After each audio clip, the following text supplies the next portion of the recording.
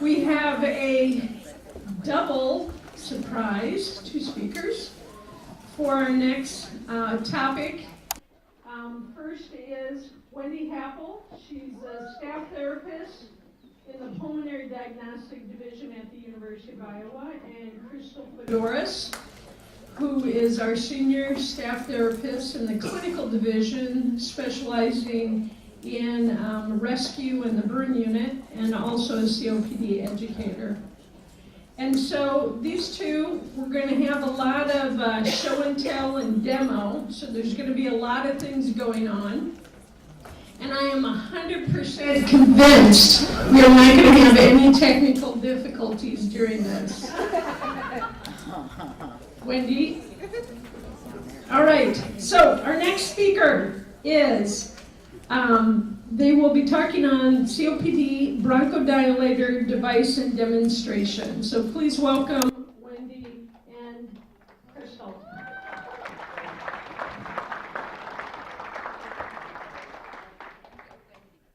Hello, everybody. First time speaker, long time listener, but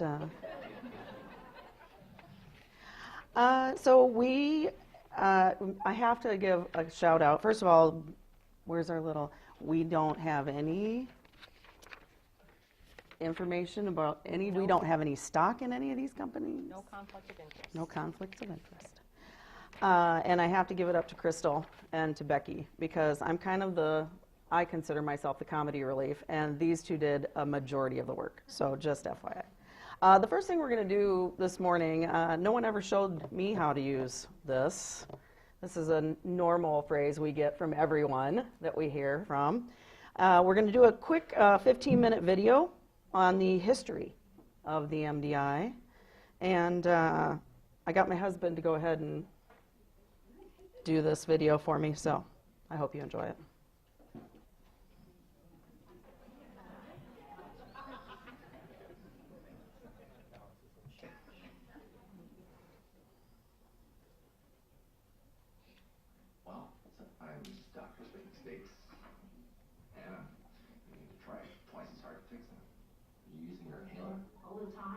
Through one a week. I'm sure you do it right. Do I look like an idiot? No. Why don't you show me how your inhaler works?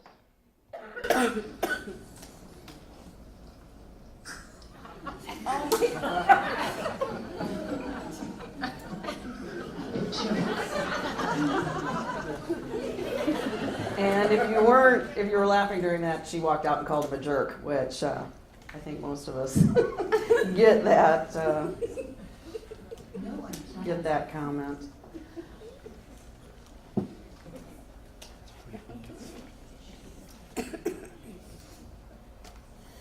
Have an emergency, but when it happens.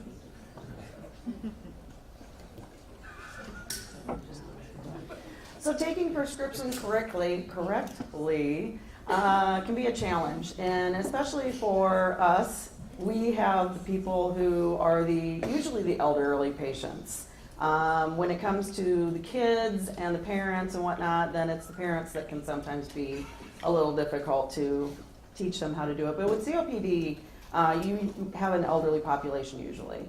They have busy schedules, they have complicated instructions. If you've ever opened up one of the boxes and pulled out the 14-page pamphlet, it tells all sorts of information, but not how to take the medication. They're not sure why they're taking them, and there's a multitude of different medications in different containers, in different ways to be given them, and so it gets very confusing for people. Patients run into a lot of barriers when they're taking inhaled medications. Financial, understanding what it does, how to take it, when to take it, and so on. It's our job to make sure when the patient gets prescribed this medication that they're taking it correctly. So the first set that we're going to look at, we're going to run down a bunch of the medications all in visual. We're going to look at videos on how to do them in a second, and then take any questions you have after that. So the first is rescue. Quick relief medications, we all know those. Albuterol, not hard. They treat symptoms once present. They work quickly, they last 4 to 6 hours, and they're short acting. So they're quick relievers. Those short acting beta agonists, as we call them, SABAs, you have Prevental, the Venolin, and the ProAir, or So you'll hear a lot of, I've got the red one, ProAir doesn't work like Venolin does. We all hear these, people don't understand that the same medication could have a different name. they have different names. They may come out differently. The biggest one I usually hear is my blue one worked really great, and now my red one doesn't work at all. So again, teaching them how to use these is usually the key on making them understand that, hey, this really does work and it works well. So you've got albuterol, also nebulized. You've got Zopanex for the people who are allergic. You have ProAir. Thank you for the laugh. ProAir Respiclick.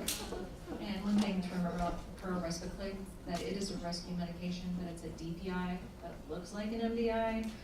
So no shaking, no washing, no priming, no using a spacer, so people need to understand how to take that correctly.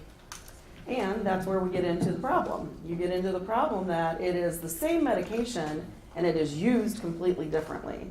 And so your patient comes in and they're using it like they use their albuterol, but that's not how you use it. The respiratory medications, or the next one, are the maintenance, the controller medications. Now you've got the prevents and control symptoms before they're present. So maintenance, you want to use this every day, taken daily as directed to be effective. They start to work gradually. They may last 4 or 24 hours. They may reduce the need for rescue medications. That is hard for these people to understand. I have found that one of the hardest things to verbalize for them is if you use your rescue medication too often, then maybe your maintenance controller isn't working. Oh, should I not use my rescue inhaler? No, I didn't say that, although I did say that. So it's be very careful. It's kind of going back to that palliative. Be very careful the wording you use with people. They get stuck on it and they'll go home and they'll never use their rescue inhaler and they'll end up in the hospital. Long-acting controllers. So again, control, maintenance, those are key words for these. Just a reminder, the patient's maintenance medication regimen should be determined, as Becky talked about, by the GOLD guidelines and a health practitioner that reviews their symptoms and test results, including a CFT to stage it. And the patient needs to understand that this is a medication they take every day as directed, no matter how they're feeling. Some of those maintenance medications, long-acting beta agonists, LABA. Ceravent, it comes in DPI discus or MDI. Brovana, nebulized. Perforomist is nebulized. Arcapta, DPI, and Straverda, or Straverdi, which is Respimat. There's an ever-growing number of respiratory medications. We all know there's a new one coming out all the time. There's a lot of good references online, including the American Lung Association, Allergy and Asthma Network. You'll see some references on our presentation if you download it. Most COPD patients are prescribed at least a SABA, a short-acting. Frequently they're prescribed a LABA and then on from there. The next ones we look at are the muscarinics, the short-acting muscarinic receptor antagonists, SAMA, much easier to say. We have Atrovent in MDI form, and we have ipratropium that can be nebulized.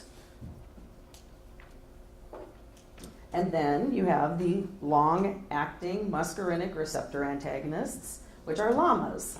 Now, you can go into, we're kind of going down from, okay, you start with this, now let's add that. You've added that and it works for you, now we're going to stay with that. It doesn't work, now we're going to move on to the next.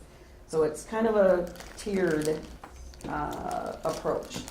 So you have Tudorza, which is a DPI, Incruz Ellipta, which Ellipta, I love you. It's the easiest one to use. It's the easiest one to teach. I love it anyway. And again, I have no stock. Spiriva Respimat is the soft mist. Again, a very easy one. Spiriva Handyhaler the DPI, and the Seabury Neohaler. And we just have mentioned on there that Magnair, it's very new. Don't ask me any questions about it. Or me. Just wanted to put it in there, sorry.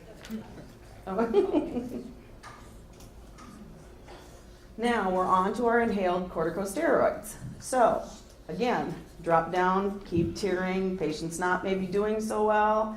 We're going to look at a corticosteroid. We've got Q-Bar ReadyHaler, it's an MDI, Flovent, which comes in MDI and DPI. Arnuity comes in Ellipta, it's a DPI. Elvesco, MDI. Armon Air, DPI. Asmodex, DPI. And Pulmicort FlexHaler, DPI. Try and keep all of this straight. I'm just gonna add that Q-Bar and Alvesco, although they're MDIs, confusingly enough, don't need to be shaken. Q-Bar also needs Q-Bar does not need a spacer, and doesn't need primed, where Alvesco needs primed, so it's all very confusing and you can't have one label on every one of these medications. Now, who can repeat all that? So all of this is, if you need any of this information, the best places to look for them. You can download this. You can also look on YouTube. Guess where we found a lot of the stuff? On YouTube. So you have combination medications now. You have short-acting beta agonist, short-acting muscarinic receptor antagonist, the Sama-Saba, or Saba-Sama combo, Combivent, which we all know very well, and Duoneb, which is nebulized. You can also use as rescue meds because of the albuterol in them. So if a patient has it and says, well, I use this as my rescue med, that's fine. They can use that.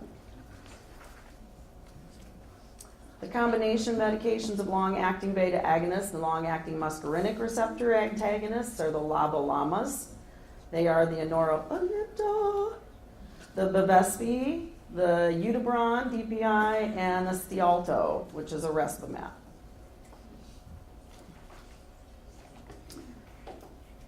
And now you go into a combination where the doctor finds out that the LABA is working really well, the inhaled corticosteroids working really well, and they're separate.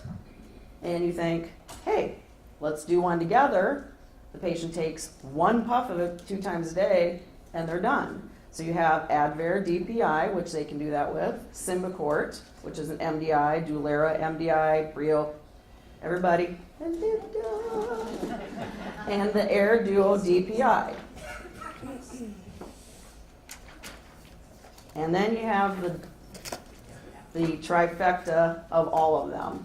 You have the LABA, LAMA, and the ICS, which long-acting beta, long-acting muscarinic, and the inhaled corticosteroid, which is Trelegy, which is fabulous if they can afford it.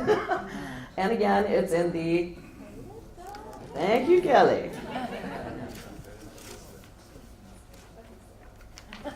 So now you've got all those medications, and as you heard, they're in all types of different devices.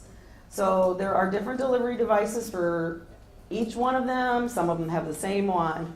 Some of them have a slow breath in. Some of them have a fast, quick breath in. On the pressurized, the MDIs, slow breath in, big as much as you can. Use the valved holding chambers. Those are being advocated in all areas. Adult, you can tell more about that. And the passive dry powder inhalers, they are a faster breath in. You need to get, that is something that is, as it says, passive. They need to inhale fast, get it as big as they can, and get it in there. They store them in dry places, don't get them wet.